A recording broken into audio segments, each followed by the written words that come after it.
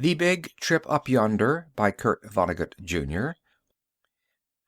Gramps Ford, his chin resting on his hands on the crook of his cane, was staring irascibly at the 5-foot television screen that dominated the room. On the screen, a news commentator was summarizing the day's happenings. Every 30 seconds or so, Gramps would jab the floor with his cane tip and shout, "Hell, we did that 100 years ago." Emerald and Lou, coming in from the balcony where they had been seeking that 2185 AD rarity, privacy, were obliged to take seats in the back row behind Lou's father and mother, brother and sister-in-law, son and daughter-in-law, grandson and wife, granddaughter and husband, great-grandson and wife, nephew and wife, great-grandnephew and wife, great-grandniece and husband, great-grandnephew and wife, and, of course, Gramps, who was in front of everybody. All save Gramps, who was somewhat withered and bent, seemed, by pre-anti-gerosone standards, to be about the same age, somewhere in their late 20s or early 30s. Gramps looked older because he had already reached 70 when anti-gerosone was invented. He had not aged in the 102 years since. "Meanwhile," the commentator was saying, "Council Bluffs, Iowa, was still threatened by stark tragedy. But 200 weary rescue workers have refused to give up hope and continue to dig in an effort to save Elbert Hageldorn, 183, who has been wedged for 2 days in a—" "I wish he'd get something more cheerful," Emerald whispered to Lou. "Silence!" cried Gramps. "Next one shoots off his big bazoo while the TV's on is gonna find hisself cut off without $1. His voice suddenly softened and sweetened.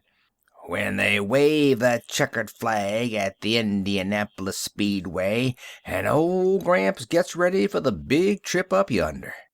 He sniffed sentimentally while his heirs concentrated desperately on not making the slightest sound.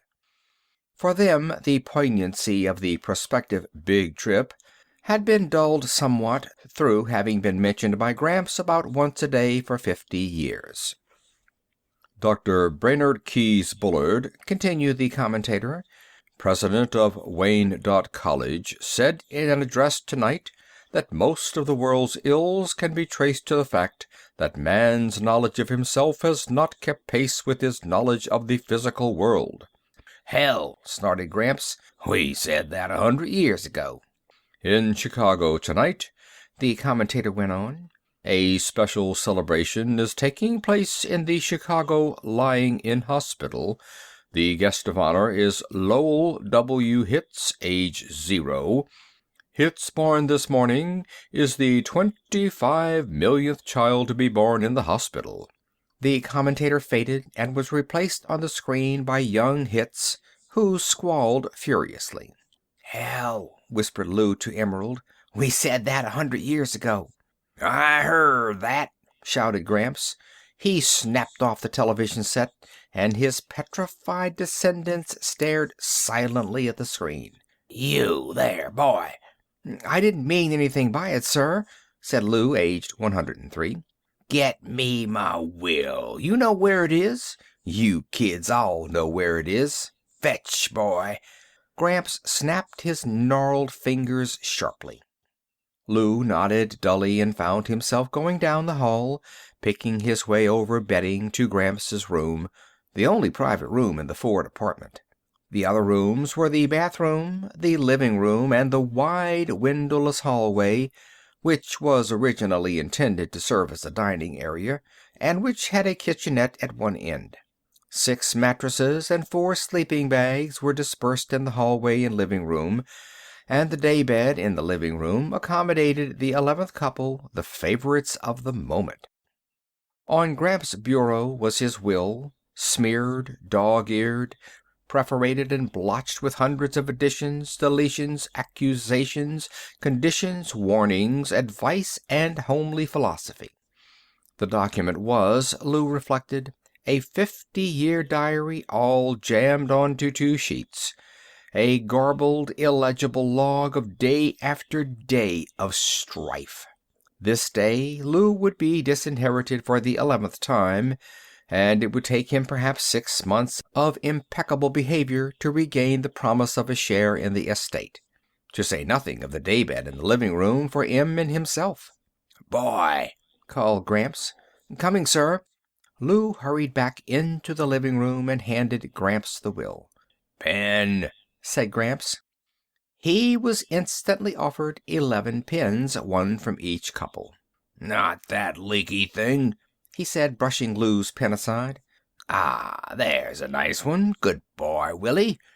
He accepted Willie's pen. That was the tip they had all been waiting for. Willie, then. Lou's father was the new favorite. Willie, who looked almost as young as Lou, though he was 142, did a poor job of concealing his pleasure. He glanced shyly at the daybed which would become his, and from which Lou and Emerald would have to move back into the hall, back to the worst spot of all by the bathroom door. Gramps missed none of the high drama he had authored, and he gave his own familiar role everything he had. Frowning and running his finger along each line, as though he were seeing the will for the first time, he read aloud in a deep, portentous monotone, like a bass note on a cathedral organ. "I, Harold E. Ford, residing in Building 257 of Alden Village, New York City, Connecticut, do hereby make, publish, and declare this to be my last will and testament, revoking any and all former wills and codicils by me at any time heretofore made." He blew his nose importantly and went on, not missing a word, and repeating many for emphasis, repeating, in particular, his ever more elaborate specifications for a funeral. At the end of these specifications, Gramps was so choked with emotion that Lou thought he might have forgotten why he'd brought out the will in the first place, but Gramps heroically brought his powerful emotions under control, and, after erasing for a full minute, began to write and speak at the same time. Lou could have spoken his lines for him, he had heard them so often. "I have had many heartbreaks ere leaving this vale of tears for a better land," Gramps said and wrote, "but the deepest hurt of all has been dealt me by—" He looked around the group, trying to remember who the malefactor was. Everyone looked helpfully at Lou, who held up his hand resignedly. Gramps nodded, remembering, and completed the sentence. "My great-grandson, Louis J. Ford." "Grandson, sir," said Lou. "Don't quibble. You're in deep enough now, young man," said Gramps, but he made the change. And from there he went without a misstep through the phrasing of the disinheritance, causes for which were disrespectfulness and quibbling. In the paragraph following, the paragraph that had belonged to everyone in the room at one time or another, Lou's name was scratched out and Willie's substituted as heir to the apartment, and the biggest plum of all, the double bed in the private bedroom. "So," said Gramps, beaming. He erased the date at the foot of the will and substituted a new one, including the time of day. "Well, time to watch the McGarvey Family." The McGarvey Family was a television serial that Gramps had been following since he was 60, or for a total of 112 years. "I can't wait to see what's going to happen next," he said. Lou detached himself from the group and lay down on his bed of pain by the bathroom door. Wishing Em would join him, he wondered where she was. He dozed for a few moments until he was disturbed by someone stepping over him to get into the bathroom. A moment later he heard a faint gurgling sound, as though something were being poured down the wash basin drain. Suddenly it entered his mind that Em had cracked up, that she was in there doing something drastic about Gramps. "Em?" he whispered through the panel. There was no reply, and Lou pressed against the door. The worn lock, whose bolt barely engaged its socket, held for a second, then let the door swing inward. "Marty!" gasped Lou. Lou's great-grandnephew, Mortimer, who had just married and brought his wife home to the Ford ménage, looked at Lou with consternation and surprise. Marty kicked the door shut, but not before Lou had glimpsed what was in his hand. Gramps' enormous economy-size bottle of anti-gerosone, which had apparently been half emptied, and which Marty was refilling with tap water. A moment later, Marty came out, glared defiantly at Lou, and brushed past him wordlessly to rejoin his pretty bride. Shocked, Lou didn't know what to do. He couldn't let Gramps take the mouse-trapped anti-gerosone, but if he warned Gramps about it, Gramps would certainly make life in the apartment, which was utterly insufferable now, harrowing. Lou glanced into the living room and saw that the Fords, Emerald among them, were momentarily at rest, relishing the botches that the McGarveys had made of their lives. Stealthily he went into the bathroom, locked the door as well as he could, and began to pour the contents of Gramps' bottle down the drain. He was going to refill it with full-strength anti-gerosone from the 22 smaller bottles on the shelf. The bottle contained a half-gallon, and its neck was small, so it seemed to Lou that the emptying would take forever, and the almost imperceptible smell of anti-gerosone, like Worcestershire sauce, now seemed to Lou in his nervousness to be pouring out into the rest of the apartment through the keyhole and under the door. The bottle gurgled monotonously. Suddenly, up came the sound of music from the living room, and there were murmurs and the scraping of chair legs on the floor. "Thus ends," said the television announcer, "the 29,121st chapter in the life of your neighbors and mine, the McGarveys." Footsteps were coming down the hall. There was a knock on the bathroom door. "Just a sec," Lou cheerfully called out. Desperately he shook the big bottle, trying to speed up the flow. His palms slipped on the wet glass, and the heavy bottle smashed on the tile floor. The door was pushed open, and Gramps, dumbfounded, stared at the incriminating mess. Lou felt a hideous prickling sensation on his scalp and the back of his neck. He grinned engagingly through his nausea and, for want of anything remotely resembling a thought, waited for Gramps to speak. "Well, boy," said Gramps at last, "looks like you've got a little tidying up to do." And that was all he said. He turned around, elbowed his way through the crowd, and locked himself in his bedroom. The Fords contemplated Lou in incredulous silence a moment longer, and then hurried back to the living room, as though some of his horrible guilt would taint them too if they looked too long. Marty stayed behind long enough to give Lou a quizzical, annoyed glance. Then he also went into the living room, leaving only Emerald standing in the doorway. Tears streamed over her cheeks. "Oh, you poor lamb, please don't look so awful.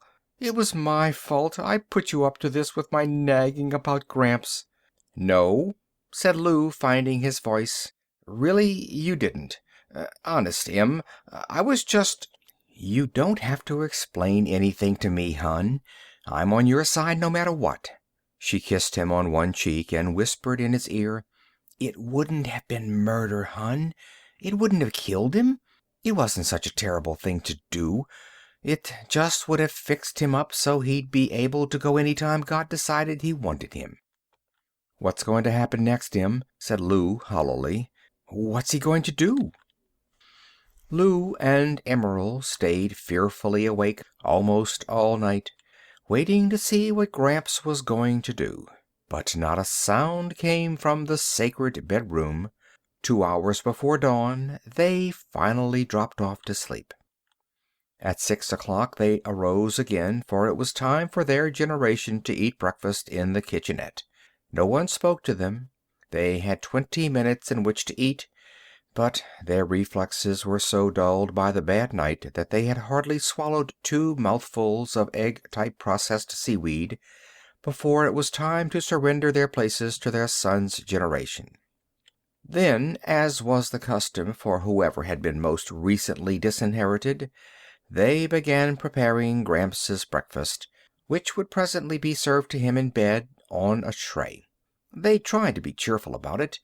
The toughest part of the job was having to handle the honest-to-God eggs and bacon and oleomargarine on which Gramps spent so much of the income from his fortune. "Well," said Emerald, "I'm not going to get all panicky until I'm sure there's something to be panicky about." "Maybe he doesn't know what it was I busted," Lou said hopefully. "Probably thinks it was your watch crystal," offered Eddie, their son, who was toying apathetically with his buckwheat-type processed sawdust cakes. "Don't get sarcastic with your father," said Em, "and don't talk with your mouth full either."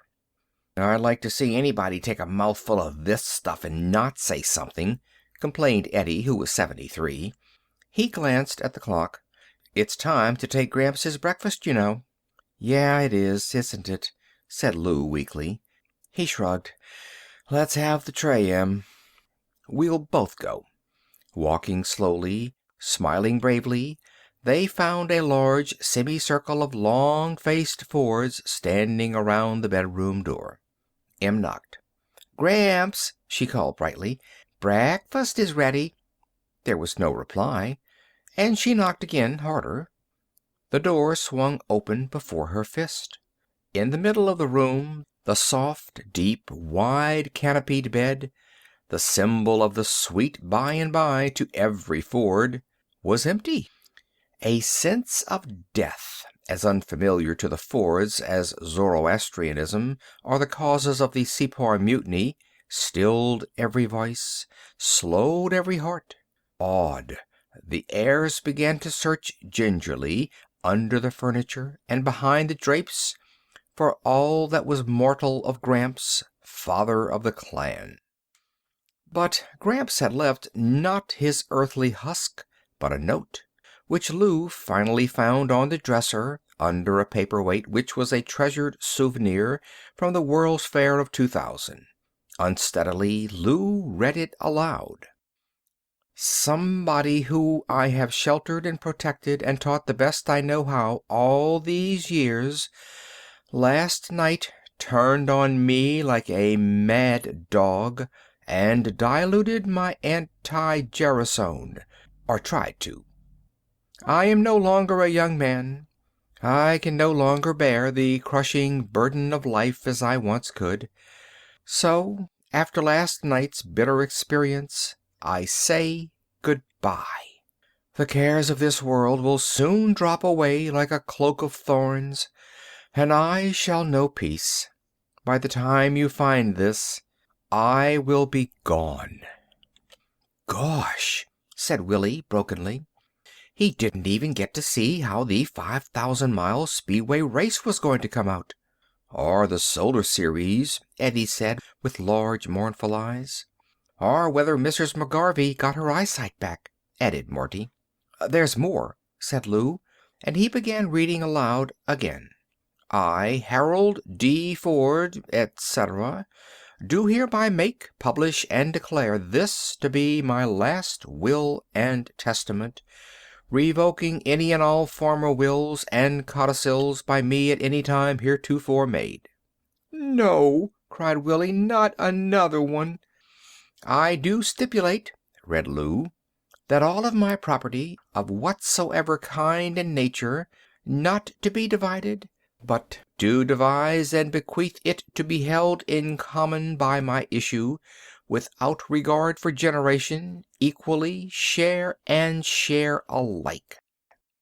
"Issue?" said Emerald. Lou included the multitude in a sweep of his hand. "It means we all own the whole damn shooting match." Each eye turned instantly to the bed. "Share and share alike?" asked Marty. "Actually," said Willie, who was the oldest one present, It's just like the old system where the oldest people head up things with their headquarters in here and—" "I like that!" exclaimed Em. "Lou owns as much of it as you do, and I say it ought to be for the oldest one who's still working. You can snooze around here all day waiting for your pension check, while poor Lou stumbles in here after work, all tuckered out, and—" "How about letting somebody who's never had any privacy get a crack at it?" Eddie demanded hotly. "Hell, you old people had plenty of privacy back when you were kids. I was born and raised in the middle of that goddamn barracks in the hall. How about—" "Yeah?" challenged Marty. "Sure, you've all had it pretty tough, and my heart bleeds for you. But try honeymooning in the hall for a real kick." "Silence!" shouted Willie imperiously. "The next person who opens his mouth spends the next 6 months by the bathroom. Now clear out of my room. I want to think." A vase shattered against the wall, inches above his head. In the next moment, a free-for-all was underway, with each couple battling to eject every other couple from the room. Fighting coalitions formed and dissolved with the lightning changes of the tactical situation. Em and Lou were thrown into the hall, where they organized others in the same situation and stormed back into the room. After 2 hours of struggle, with nothing like a decision in sight, the cops broke in, followed by television cameramen from mobile units. For the next half hour, patrol wagons and ambulances hauled away Fords, and then the apartment was still and spacious. An hour later, films of the last stages of the riot were being televised to 500 million delighted viewers on the eastern seaboard. In the stillness of the 3-room Ford apartment on the 76th floor of Building 257, the television set had been left on.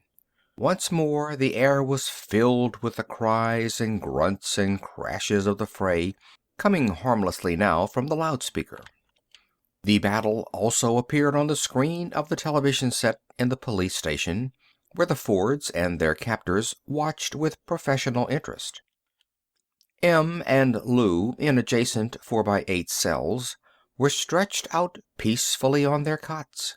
"Em," called Lou through the partition, "you got a wash basin all your own, too?" "Sure. Wash basin, bed, light, the works. And we thought Gramps' room was something. How long has this been going on?" She held out her hand. "For the first time in 40 years, hon. I haven't got the shakes. Look at me." "Cross your fingers," said Lou. "The lawyer's going to try to get us a year." "Gee," Em said dreamily. "I wonder what kind of wires you'd have to pull to get put away in solitary." "All right, pipe down," said the turnkey, "or I'll toss the whole kit and caboodle of you right out. And first one who lets on to anybody outside how good jail is ain't never getting back in." The prisoners instantly fell silent.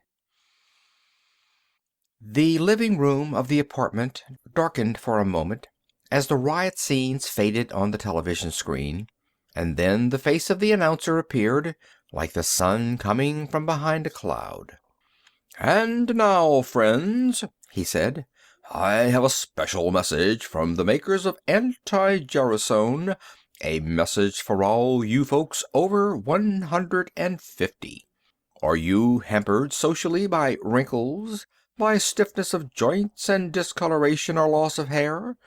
All because these things came upon you before anti-gerosone was developed? Well, if you are, you need no longer suffer, need no longer feel different and out of things. After years of research, medical science has now developed super anti-gerosone. In weeks, yes, weeks, you can look, feel, and act as young as your great-great-grandchildren. Wouldn't you pay $5,000 to be indistinguishable from everybody else? Well, you don't have to. Safe-tested super anti-gerosone costs you only a few dollars a day. Right now, for your free trial carton, just put your name and address on a dollar postcard and mail it to Super Box 500,000, Schenectady, New York. Have you got that? I repeat it. Super Box 500,000. Underlining the announcer's words was the scratching of Gramps' pen, the one Willie had given him the night before. He had come in a few minutes earlier from the Idle Hour Tavern, which commanded a view of Building 257 from across the square of asphalt known as the Alden Village Green. He had called a cleaning woman to come straighten the place up, then had hired the best lawyer in town to get his descendants a conviction, a genius who had never gotten a client less than a year and a day. Gramps had then moved the daybed before the television screen so that he could watch from a reclining position. It was something he dreamed of doing for years. Schenectady, murmured Gramps. Got it. His face had changed remarkably. His facial muscles seemed to have relaxed, revealing kindness and equanimity under what had been taut lines of bad temper. It was almost as though his trial package of super anti-gerosone had already arrived. When something amused him on television, he smiled easily, rather than barely managing to lengthen the thin line of his mouth a millimeter. Life was good. He could hardly wait to see what was going to happen next. End of The Big Trip Up Yonder.